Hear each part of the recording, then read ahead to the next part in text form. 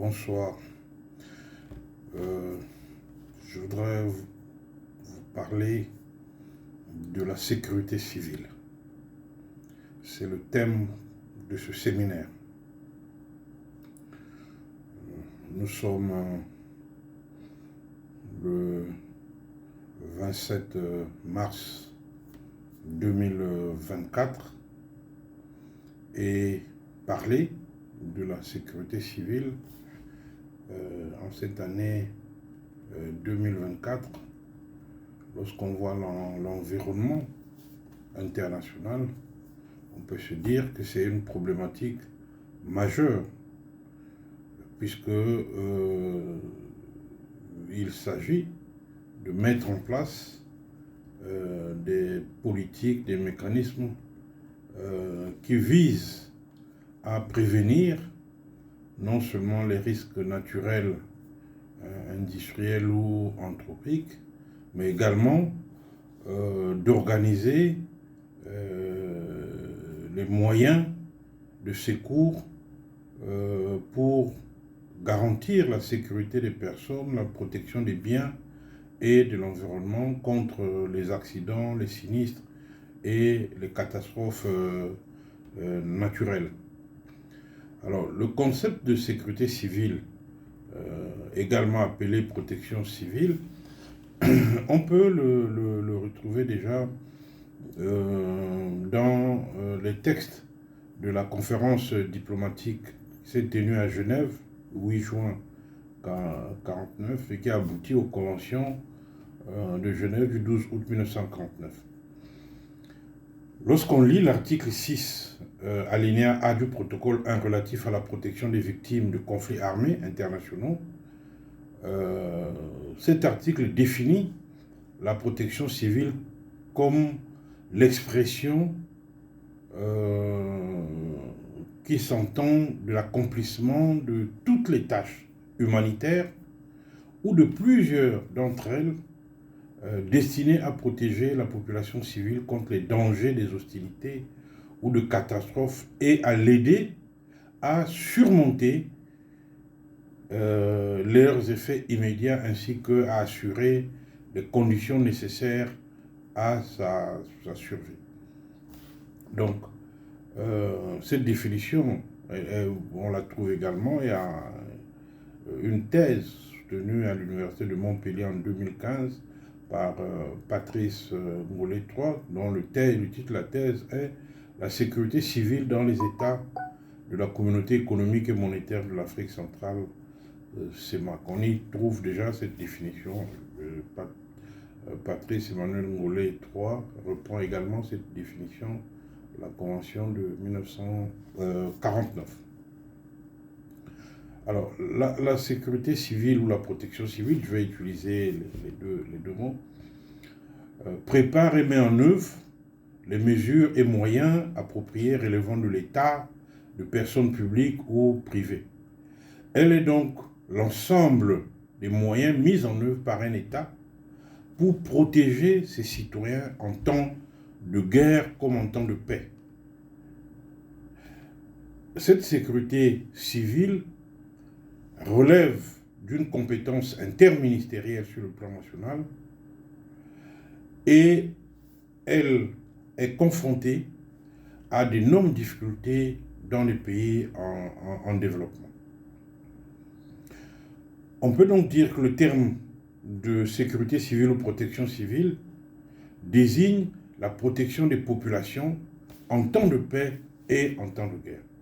C'est une préoccupation fondamentale pour la protection des droits de l'homme, car la sécurité civile est une garantie essentielle à la sécurité humaine. Elle contribue à préserver les populations contre les divers risques qui peuvent naître non seulement des accidents industriels ou anthropiques, mais également des risques naturels, catastrophes, etc. Pour répondre efficacement aux besoins des populations affectées, la sécurité civile s'articule principalement autour de deux pôles.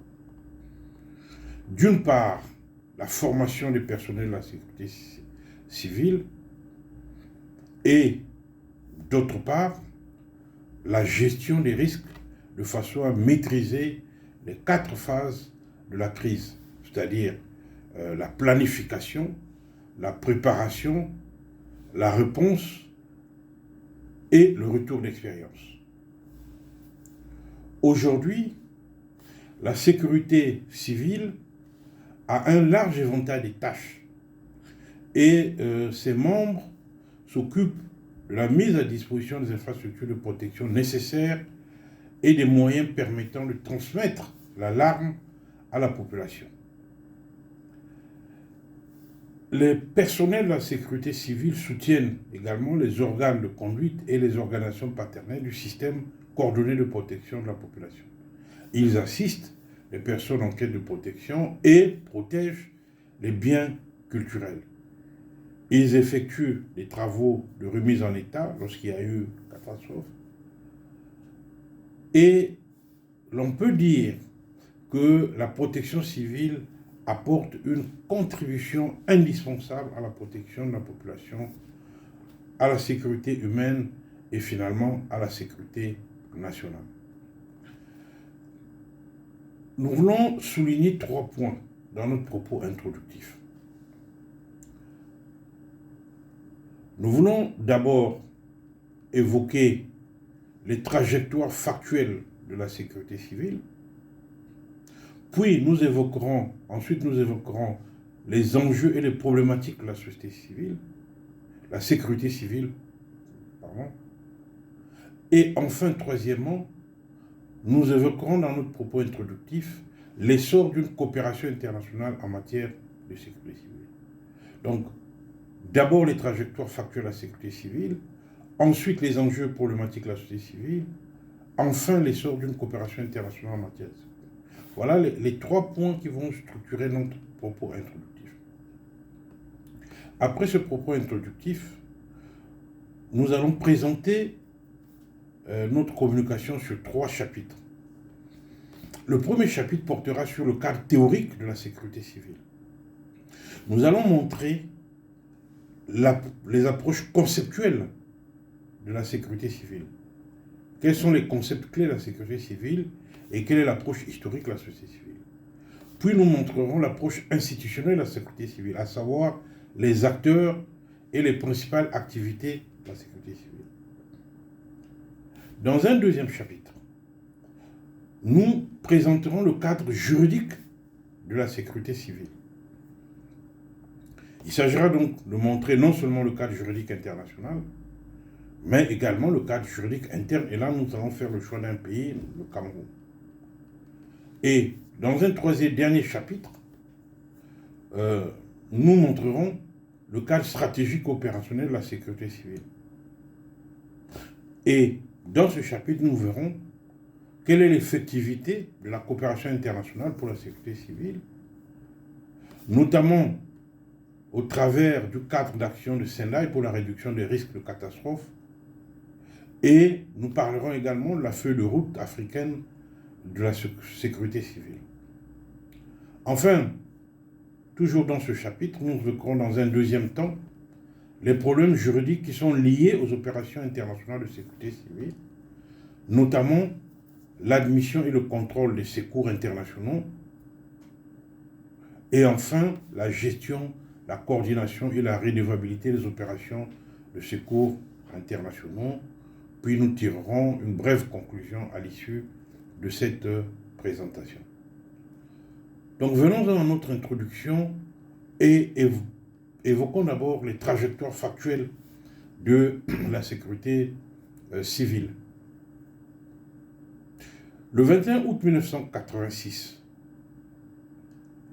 1746 Camerounais ont été surpris dans leur sommeil par du gaz toxique sorti soudainement du lac de cratère du petit village de Nyos, dans le département de la Mandchourie. Aujourd'hui encore, le Cameroun tout entier se souvient de cette tragédie qui endeuilla de nombreuses familles. Toujours dans le même pays, 2 ans plus tard, il y a eu la catastrophe de Sam dans les périphéries de Yaoundé, le 4 février 1988. 2 wagons-citernes de la société camerounaise de dépôt pétrolier en provenance de Douala déraillent au début de la journée. Et la population commence à affluer autour du convoi pour récupérer l'essence qui sortait des citernes. Et à la suite de cette pagaille, il y a eu certainement une étincelle ou, on ne sait pas, peut-être quelqu'un qui avait une cigarette. Et puis il y a un incendie qui se déclenche en début d'après-midi, brûlant vif près de 235 personnes qui sont tuées. Donc, 2 phénomènes. Là, nous sommes dans le même pays. Et ce qui se passe au Cameroun, je pourrais vous prendre d'autres exemples dans notre pays, mais je préfère parler des effets. 2 exemples qui montrent l'importance de la prévention et de la protection des populations. Ailleurs, je pourrais prendre l'exemple, le 26 décembre 2004, un violent séisme de magnitude 9,3 ébranle le sous-sol marin au large de Sumatra et déclenche un tsunami de près de 30 mètres de haut. Il y a près de 220 000 victimes dans les pays situés autour de l'océan Indien, dont la Thaïlande, Sri Lanka, l'Inde. C'est l'un des 10 séismes les plus meurtriers, les plus graves tsunamis de l'histoire. Je peux évoquer le 29 août 2005 avec l'ouragan Katrina qui atteint les côtes à proximité de la Nouvelle-Orléans, évitant partiellement la ville de la Nouvelle-Orléans. Et l'ouragan Katrina aux États-Unis va tuer près de environ 1836 personnes, victimes des inondations. Et cet ouragan Katrina va entraîner des dégâts sur près de 108 milliards de dollars en 2005. Le 11 mars 2011, un séisme d'une intensité de 9,1 à l'échelle de Richter secoue le nord-est de l'archipel du Japon. Un tsunami meurtrier qui émeut toute la planète. À 14h46, un séisme de très forte magnitude se produit près des côtes de la ville de Sendai, sur l'île de Honshu, située à 300 km au nord-est de Tokyo. Et c'est un séisme meurtrier. Meurtrier. La terre tremble. Des incendies touchent les raffineries de pétrole à Tokyo et dans le nord-est du Japon. Les habitations s'écroulent. Ce tremblement de terre est ressenti jusqu'à Pékin. Jusqu'à Pékin. Les incendies éclatent, les transports publics sont paralysés. C'est l'horreur. C'est l'horreur. Les autorités affirment même qu'il y a des risques. Mais finalement, on finit par se rendre compte qu'il n'y a aucune fuite radioactive qui est détectée. Même si les médias font état d'une défaillance des systèmes de refroidissement de la centrale de Fukushima Daiichi. Donc, on frôle la catastrophe nucléaire. Et les exemples que je vous cite, tsunami, inondation, émanation de gaz, incendie, je pourrais comme ça égrener des faits tout le long de ces 20 dernières années. Ces phénomènes, certains sont prévisibles, d'autres non, parce que, voilà, montrent l'importance de la préparation et de la prévention aux catastrophes. Plus un pays est préparé aux catastrophes, plus les populations sont formés, informés et préparés aux catastrophes, moins on peut espérer que ces événements feront beaucoup de dégâts humains. C'est donc face à cette imprévisibilité de la nature, à cette démultiplication des risques aujourd'hui,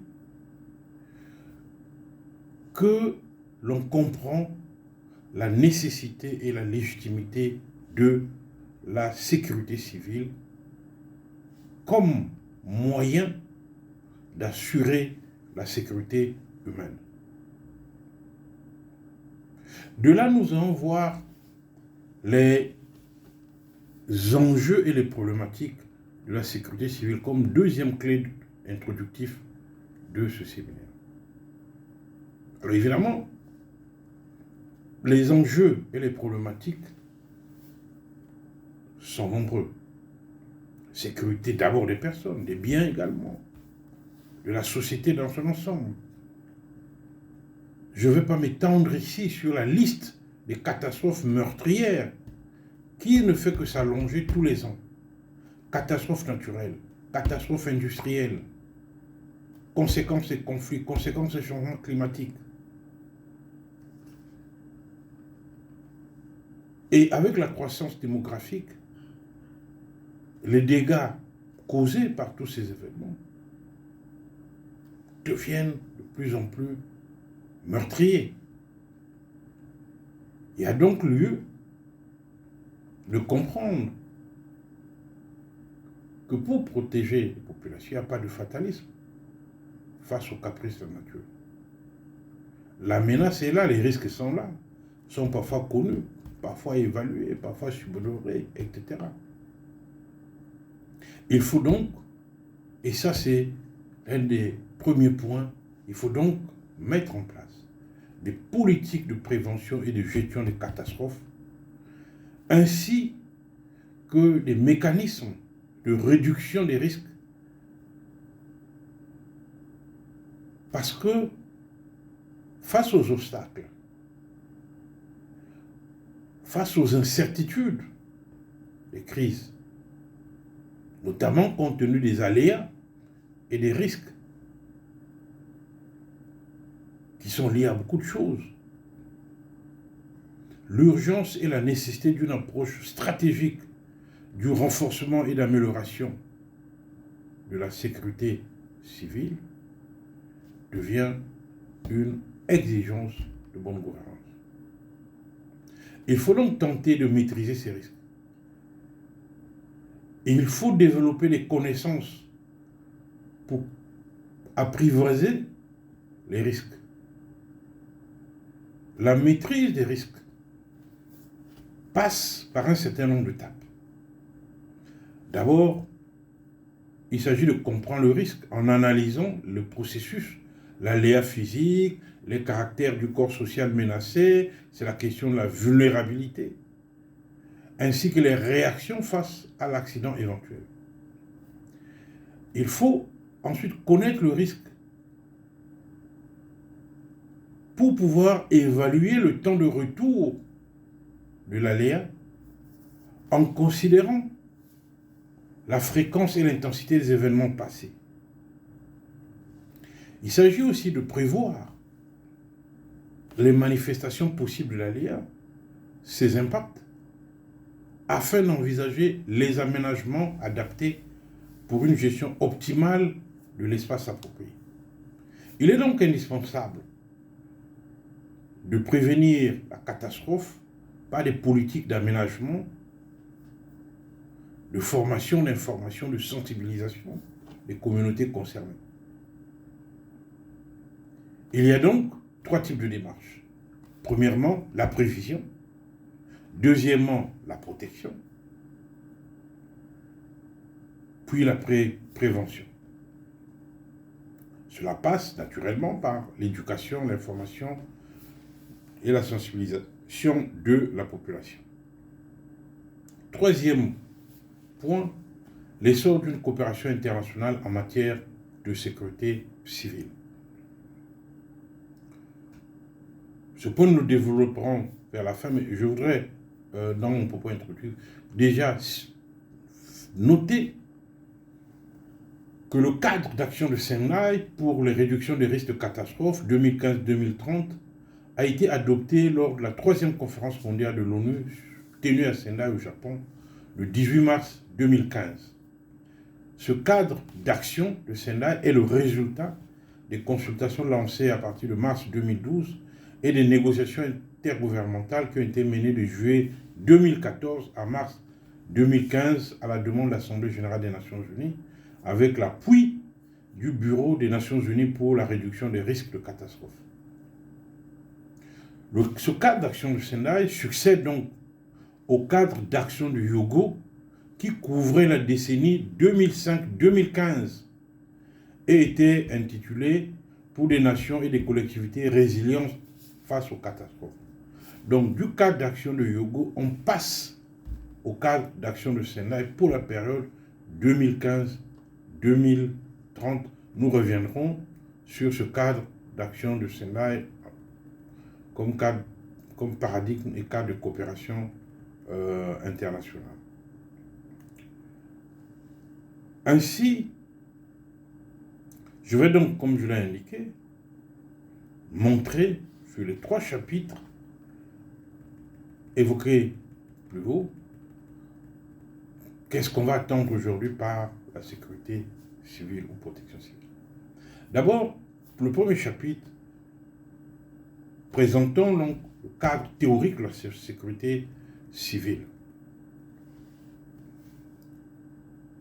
À ne point en douter, la sécurité civile est une préoccupation internationale de grande importance au regard des crises et catastrophes qui mobilisent depuis des décennies la communauté internationale sur plusieurs terrains, sur tous les continents quasiment. Pendant longtemps, la protection des individus contre les catastrophes, les sinistres et a relevé de la seule communauté humaine. Souvent, c'est pays, ça, avec l'appui parfois de quelques partenaires privés. Mais au fur et à mesure de la structuration sociale, l'État, en tant que nouvelle entité organisatrice de la vie sociale, a pris conscience de ses responsabilités et du devoir d'assurer la sécurité de ses concitoyens, d'où la création d'organismes spécialisés en matière de sécurité civile. Alors, regardons d'abord ce que c'est, quels sont les concepts de la sécurité civile. D'abord, la catastrophe. Une catastrophe se définit comme le résultat de l'impact d'un aléa naturel sur un système socio-économique ayant un certain degré de vulnérabilité et donc un impact qui empêche la société ou la population touchée de faire face comme il convient à cette catastrophe.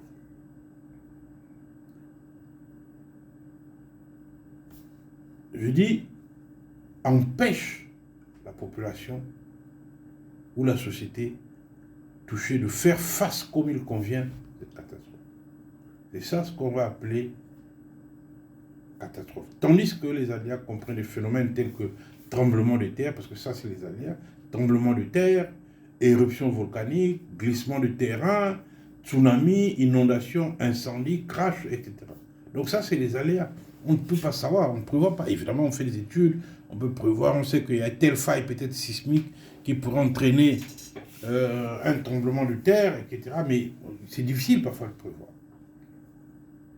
Donc la catastrophe est une interruption du fonctionnement normal d'une société causant des pertes humaines, matérielles et environnementales, et que la société a du mal à surmonter avec ses propres ressources. D'où la nécessité de faire appel à des apports extérieurs.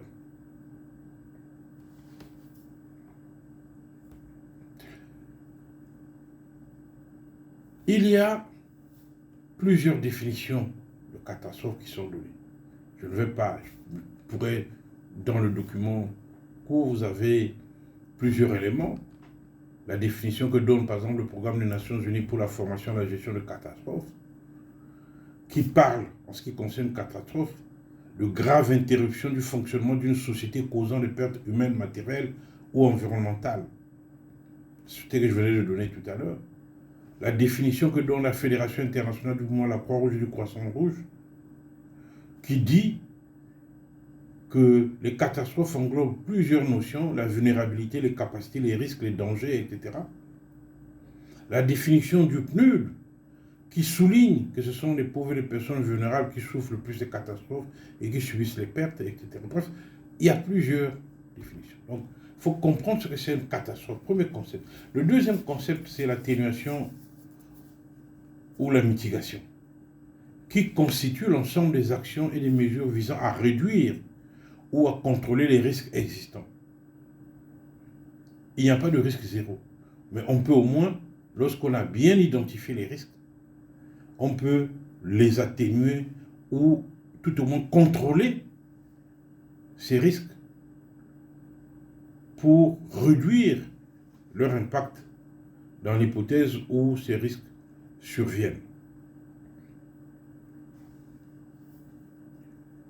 Le troisième concept, c'est le concept d'atténuation qui nécessite une approche sur deux fronts, réduction des risques, réduction de la vulnérabilité. Il faut agir dans les deux sens.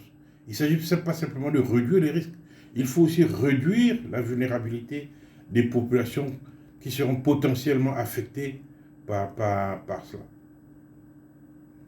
Alors, évidemment, il y a plusieurs activités dans l'atténuation d'une catastrophe. Je ne vais pas les énumérer toutes ici.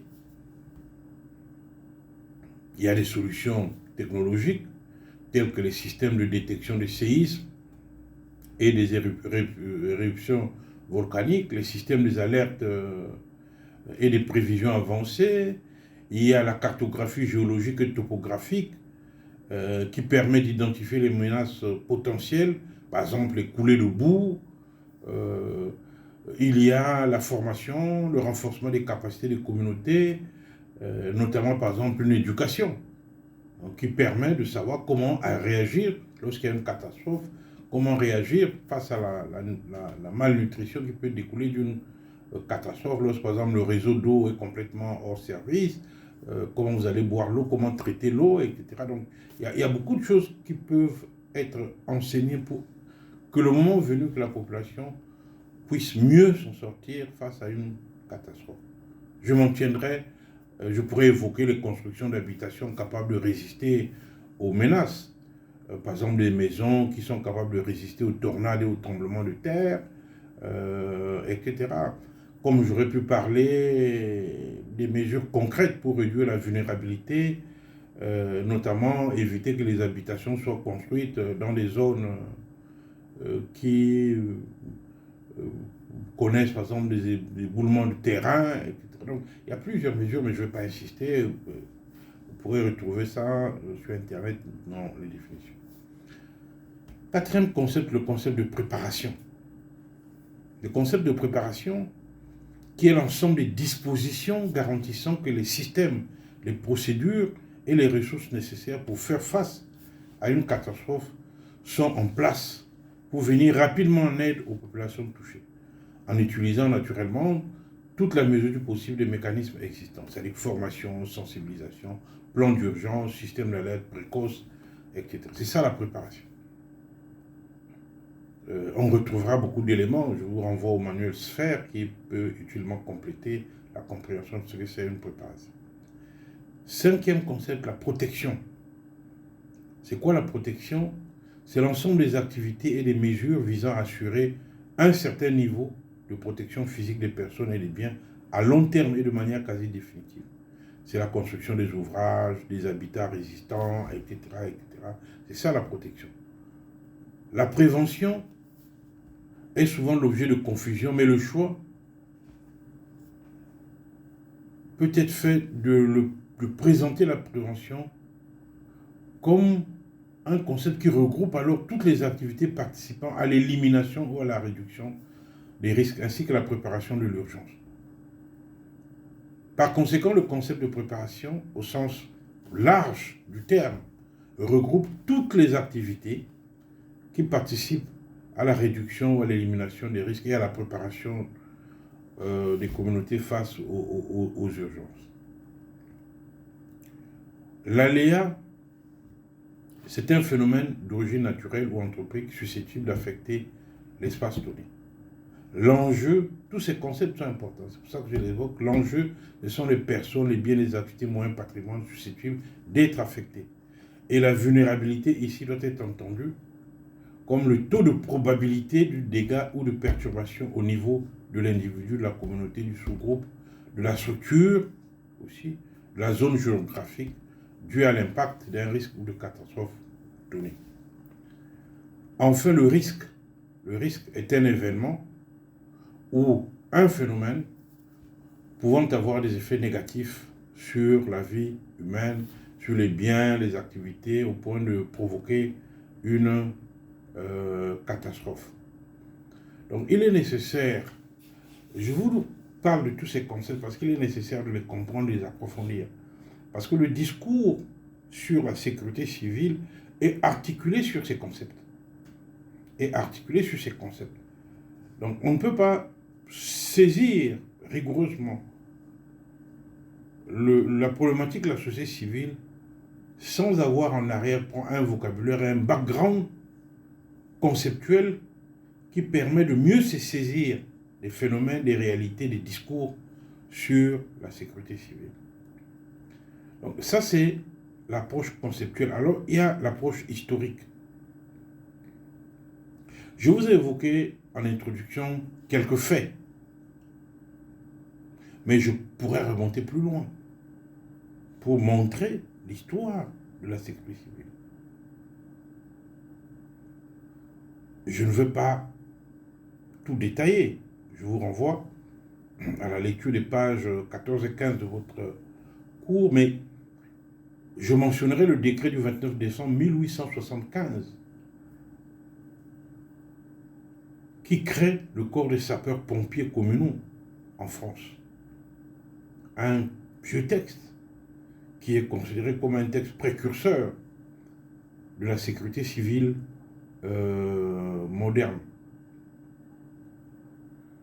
Je pourrais évoquer tout le travail de Henri Dunant par rapport à la bataille de Solferino, qui va aboutir au droit international humanitaire, mais qui va aussi inspirer le médecin général Georges Saint-Paul, le fondateur de l'association Lieu de Genève à Paris, le 28 mai 1931. Je peux donc comme ça évoquer plusieurs faits, plusieurs textes depuis cette période qui montrent comment s'est constitué progressivement les institutions, les mécanismes de la société civile au travers de l'histoire, jusqu'à aboutir aux consécrations normatives et institutionnelles plus proches de nous. Notamment en 1966, après le deuxième symposium international de la protection civile, qui portait sur les dangers des radiations nucléaires à Monaco, donc du 10 au 22 octobre 1966, les représentants des États membres de l'Organisation internationale de la protection civile vont adopter la constitution de l'OIPC, qui va entrer, donc l'Organisation internationale de la protection civile, qui entre en vigueur le 1er mars 1972. C'est une organisation intergouvernementale qui est donc, on peut dire, l'agence internationale des Nations Unies en matière de protection civile. On pourrait évoquer le protocole, aux conférences, le protocole 1 aux conventions de Genève de 1949, qui, à l'article 61A que j'évoquais précédemment, qui parle de la société civile. On pourrait évoquer la Déclaration universelle de la protection civile qui a été adoptée en 1994 par la 10e conférence mondiale de la protection civile à Amman en Jordanie, du 3 au 5 avril 1994. C'est un texte très important qui, je dirais, rappelle les gouvernements leur obligation d'intégrer les mesures de prévention et de préparation aux situations d'urgence dans leur politique de développement, parce que tout effort de développement peut se crouler un jour à cause d'une catastrophe. Donc tous les pays sont donc appelés par cette déclaration à créer, lorsqu'elles n'existent pas encore, des structures de protection civile. Et en 1998, l'Organisation internationale de la protection civile va adopter le signe distinctif international de la protection civile, qui est un triangle équilatéral bleu sur fond orange. C'est donc le symbole de la protection civile à ne pas confondre avec le signe de la Croix-Rouge et d'autres organisations.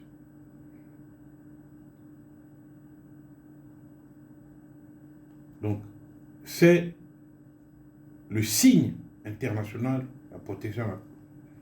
la protection civile.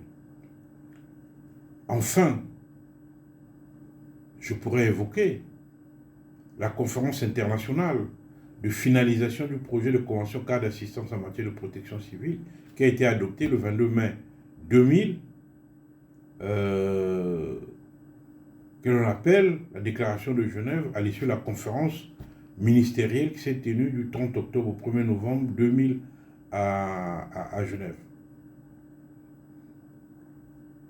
Je pourrais évoquer l'entrée en vigueur de cette convention cadre d'assistance en matière de protection civile. Et enfin, j'évoquerai la déclaration de Dakar qui pose en Afrique les perspectives de l'introduction du volontariat dans la protection civile en Afrique.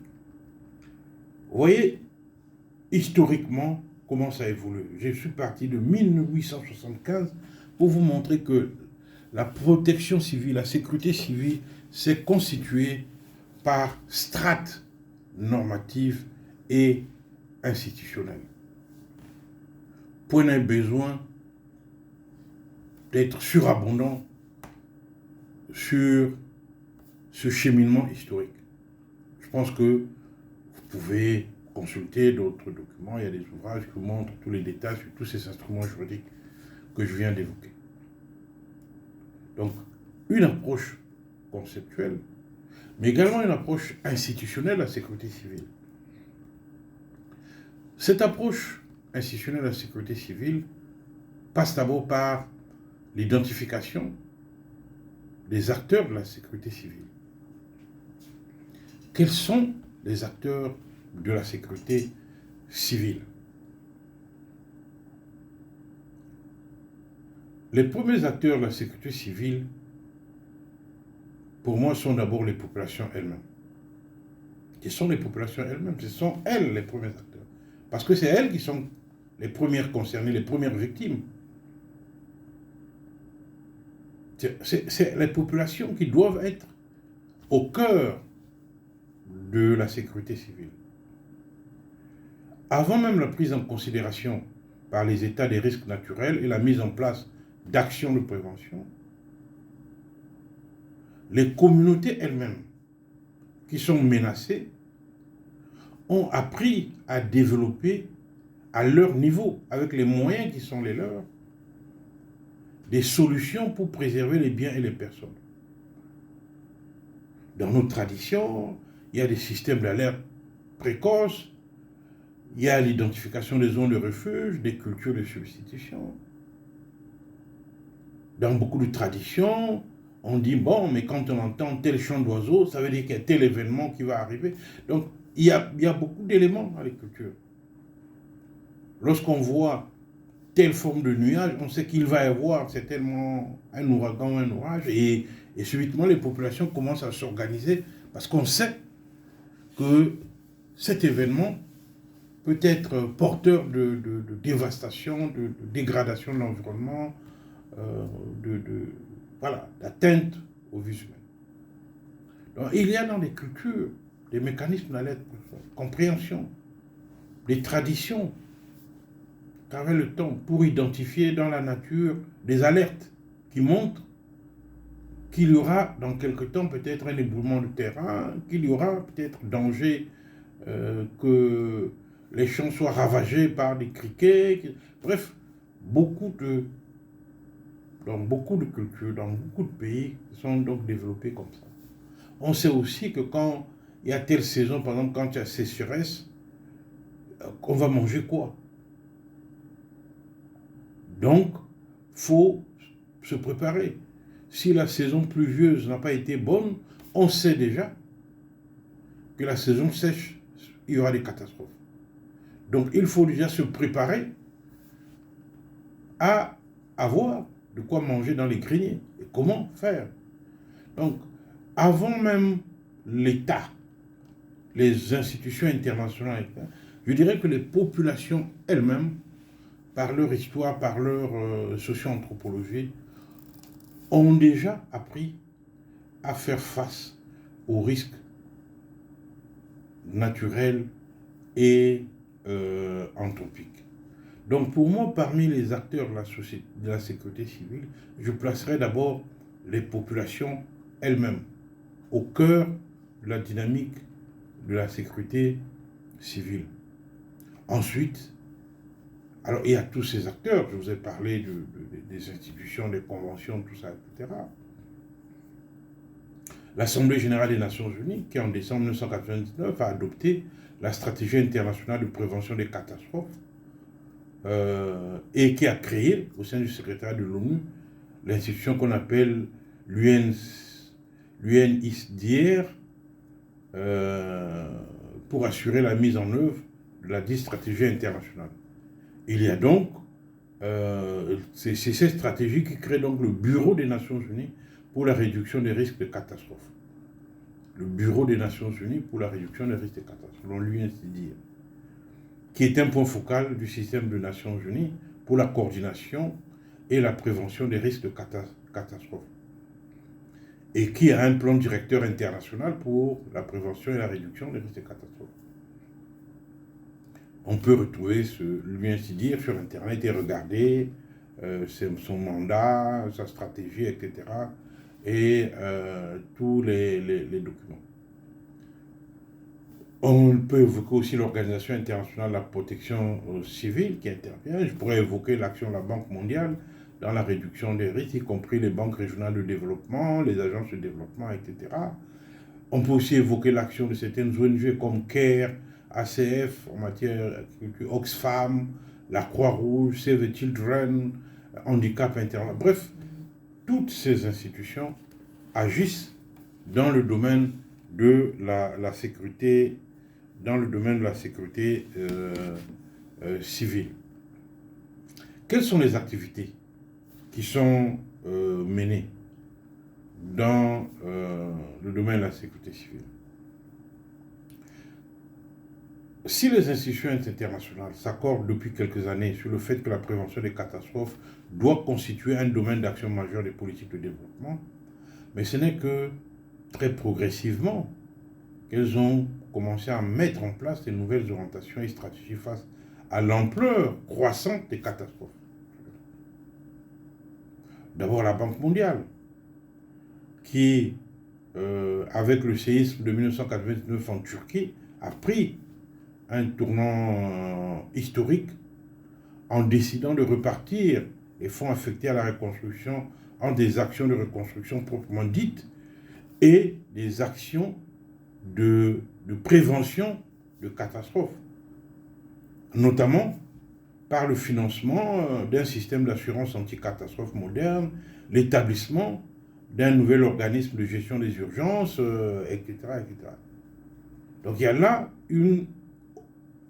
un tournant historique pour la Banque mondiale qui considère que le développement est voué à un éternel recommencement si on ne prend pas en compte l'impact des catastrophes sur les politiques de développement.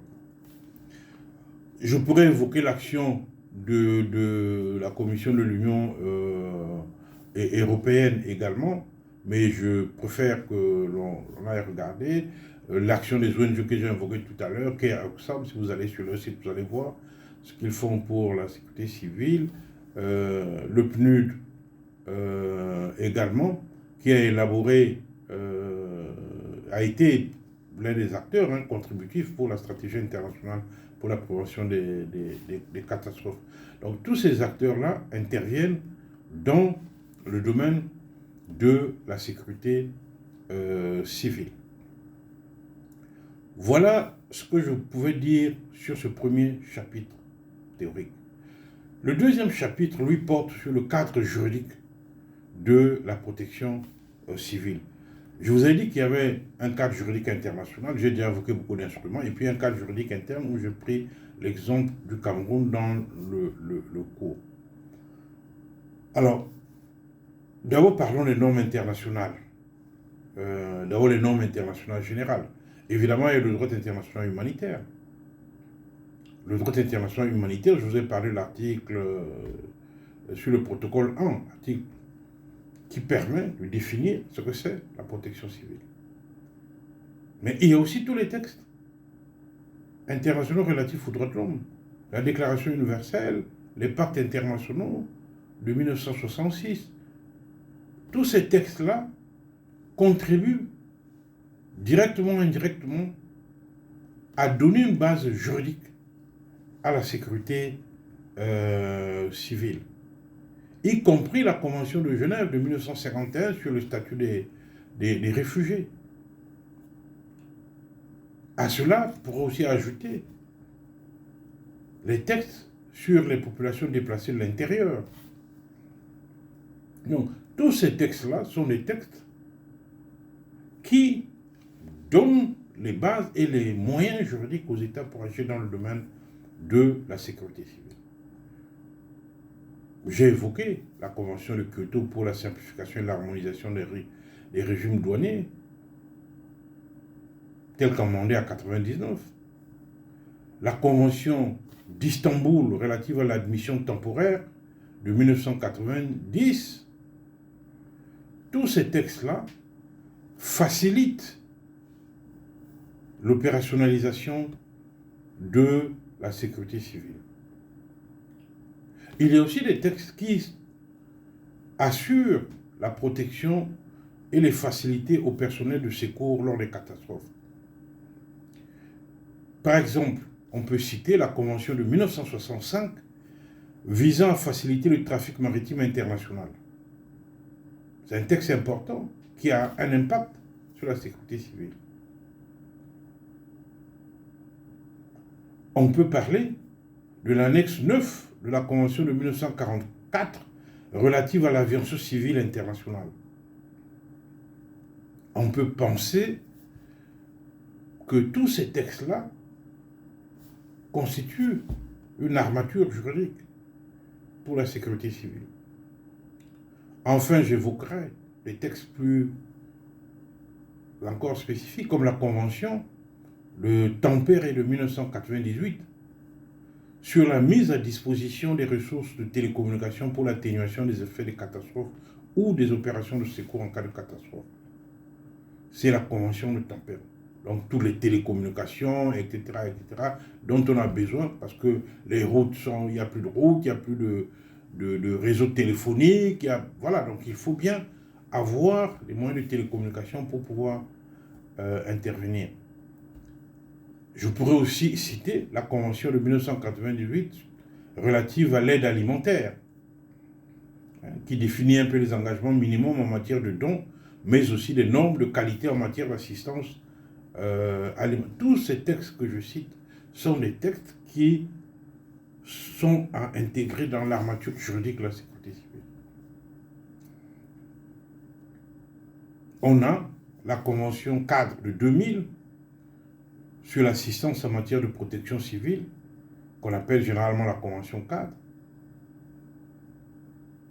Nous avons les directives non contraignantes d'Oslo sur l'utilisation des ressources militaires et de la protection civile dans le cadre des opérations de secours et de catastrophes.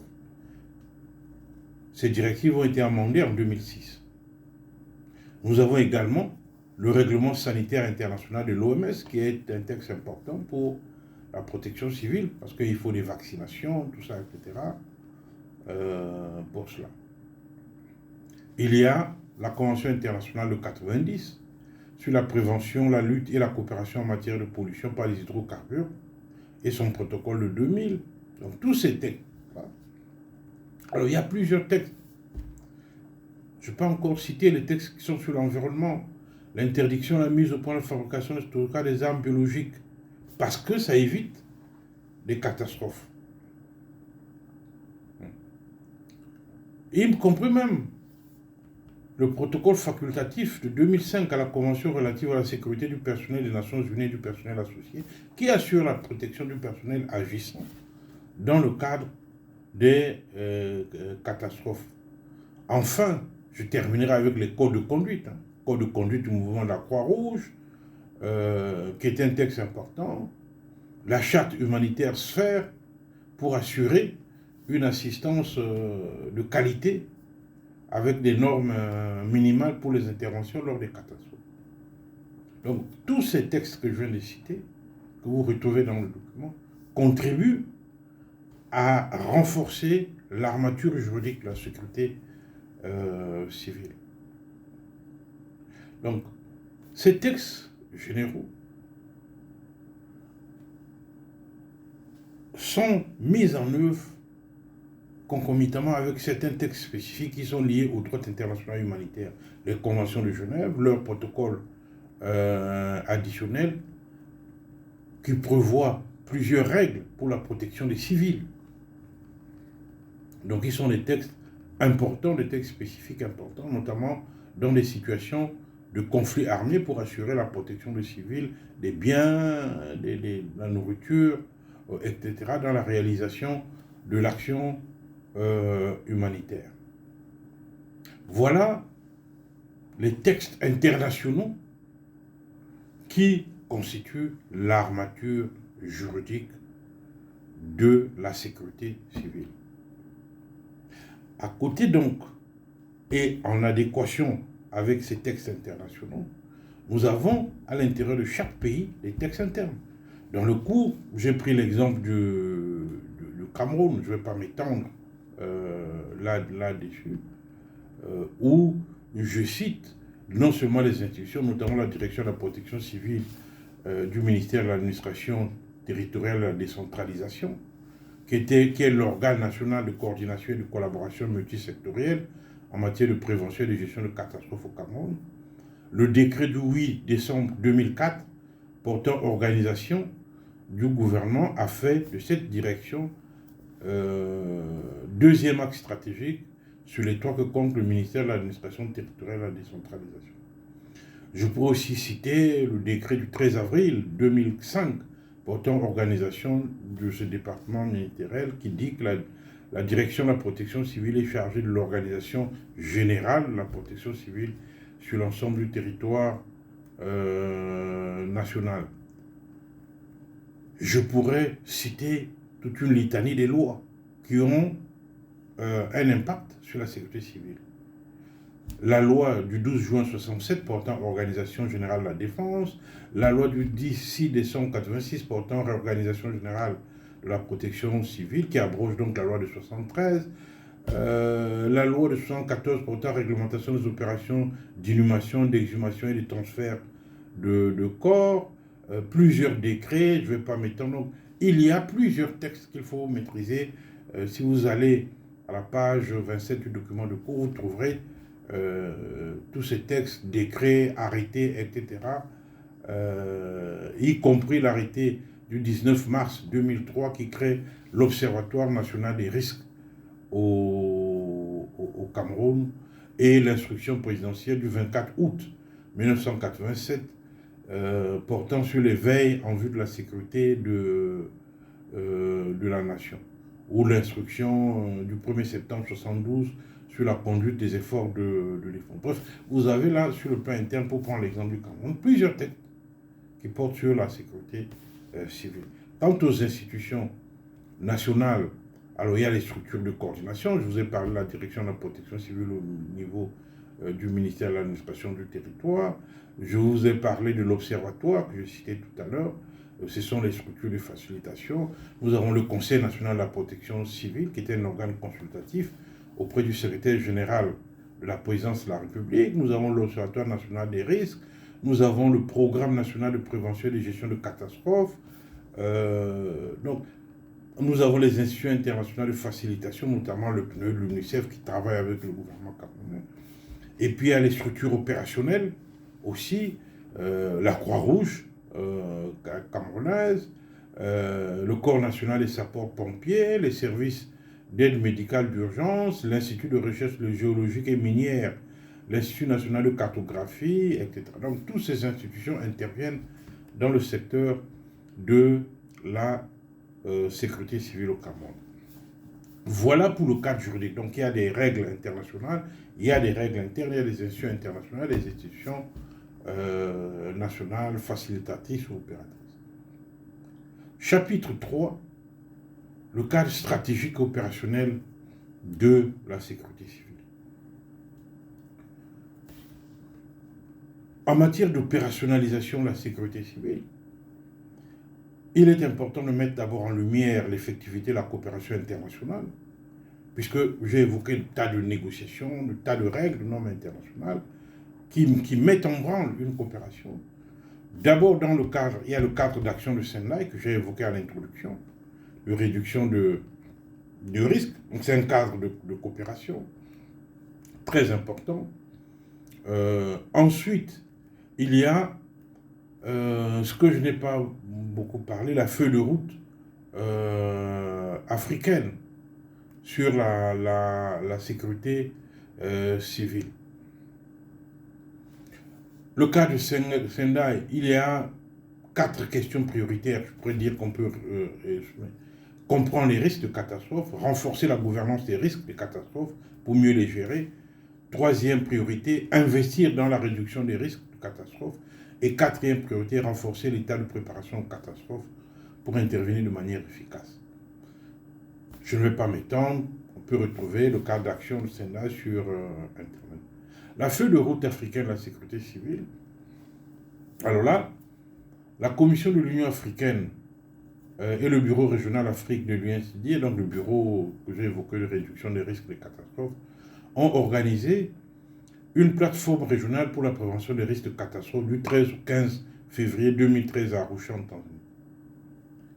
Cette 4e plateforme régionale africaine a été axée sur les progrès réalisés en Afrique au niveau national, sous-régional et régional, ainsi que dans la mise en œuvre de la stratégie régionale africaine pour la réduction des risques de catastrophes.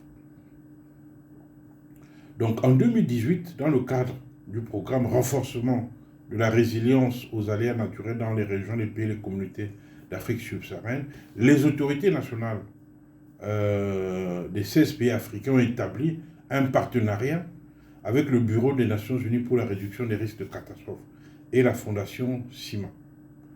Donc, il y a un partenariat qui met en branle plusieurs actions, parmi lesquelles les systèmes d'alerte précoce qui jouent un rôle crucial dans la préparation aux catastrophes et l'adaptation au changement climatique, comme on l'a reconnu déjà dans le cadre de Sendai. Donc, cette feuille de route vise à aligner plus étroitement les systèmes d'alerte précoce aux normes internationales et nécessite par conséquent une évaluation des systèmes existants. Alors, la méthode d'évaluation utilisée par la Fondation CIMA s'appuyait sur les 4 éléments que j'ai évoqués, les 4 priorités dans le cadre de Sendai. Enfin, donc, cadre de Sendai, faciliter feuille de route pour la sécurité civile de l'Union africaine. Je vais donc terminer avec les problèmes juridiques liés aux opérations internationales de sécurité civile. Alors, ces problèmes sont nombreux, mais il n'est pas nécessaire de les évoquer tous. Je parlerai de ce qu'il y a de plus important, à savoir l'admission et le contrôle de secours, parce qu'il ne peut pas y avoir aide aux populations si on n'admet pas sur le territoire les secours qui arrivent. Et là, on renvoie donc au cadre juridique d'admission notamment des biens et équipements importants, mais aussi du personnel. Et comment ce personnel va circuler à l'intérieur du pays. Comment se fait la coordination et la redevabilité des opérations de secours. Donc toutes ces questions ont un encadrement juridique par les textes que j'ai déjà évoqués dans le cadre juridique de la société civile.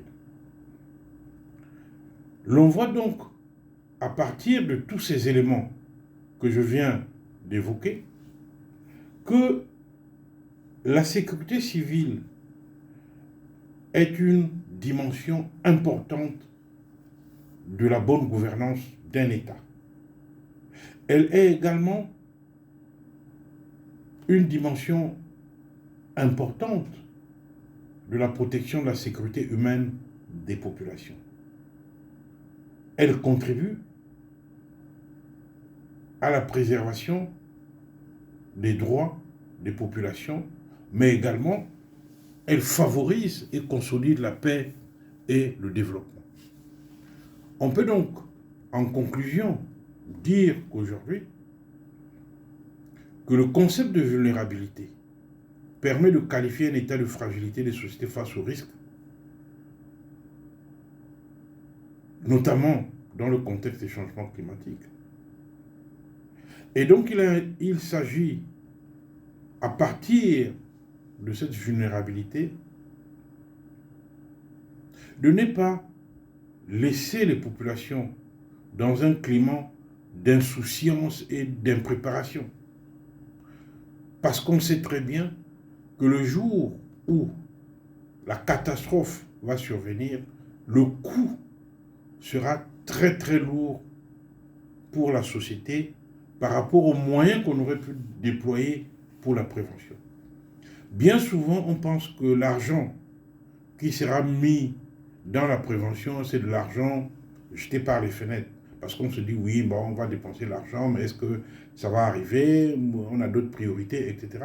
Mais on oublie que le jour où la catastrophe arrive, tout ce qui a été parfois fait, vous avez construit des routes, vous avez construit des écoles, vous avez construit ceci, les télécommunications. Mais une catastrophe naturelle, un tremblement de terre peut balayer tout ça. Et là, une région est complètement dévastée. Et si les populations n'ont pas été formées, n'ont pas été préparées à être résilientes par rapport à cela, mais on revient à la case de départ et le développement devient illusoire. On peut donc dire, pour terminer, que face à l'alourdissement du bilan des catastrophes de toute nature, l'aggravation des conséquences des conflits et la démultiplication du nombre des victimes, les politiques menées en matière de sécurité civile montrent la nécessité de mettre en place des systèmes d'alerte rapides, des systèmes d'alerte précoces permettant de réduire les pertes en vies humaines, de protéger les ressources et l'environnement, mais surtout, d'assurer la protection et la dignité des populations. C'est la préoccupation majeure de la sécurité civile qui est partagée par l'ensemble de la communauté internationale. Je vous remercie.